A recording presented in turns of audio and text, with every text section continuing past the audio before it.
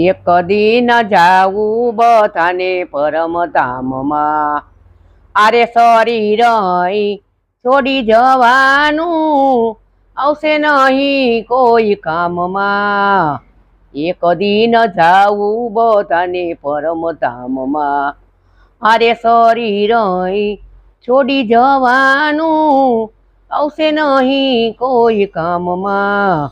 એક દિન જાવું બધાને પરમ ધામમાં, પાંચ વિકારોનો સંગ જ ખોટો, દેહ અભિમાન છે સર્વેથી મોટો, બેસવા નહીં દે આરામમાં।